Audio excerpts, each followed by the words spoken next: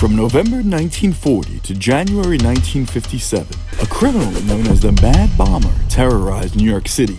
He planted explosives in major venues like Grand Central Station, Radio City Music Hall, and Penn Station.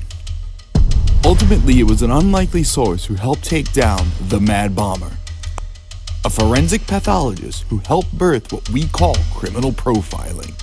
The case would change the way detective work was done. For Inside Edition Digital, I'm Sal Bono, and this is New York Gritty.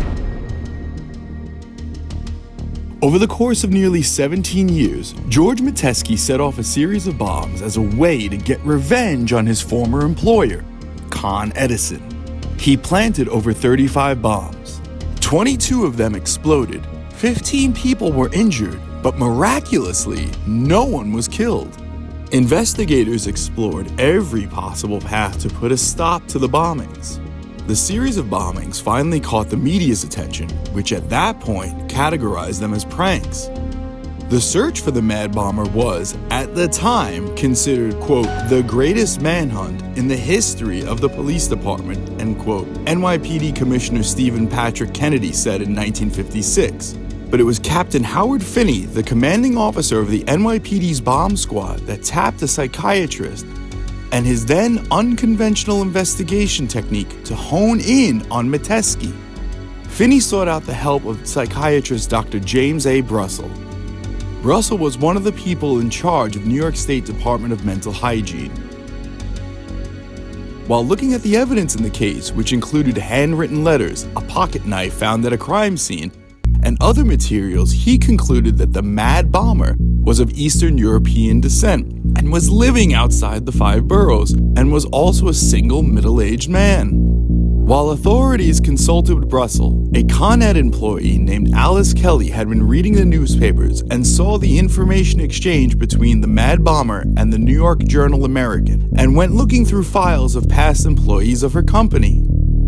In doing so, Kelly came across the file of a man named George Metesky, who lived in Waterbury, Connecticut. Kelly notified authorities, who quickly honed in on Metesky as he fit the profile of what Dr. James A. Brussel discussed. The Mad Bomber was finally arrested in January 1957 in his Connecticut home. News of his arrest made the cover of every newspaper, so too did his beaming smile.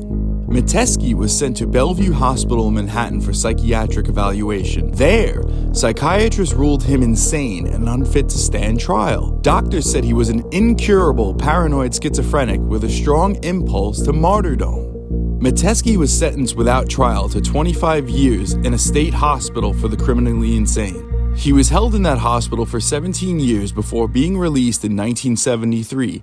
After the State Department of Mental Hygiene determined he was harmless.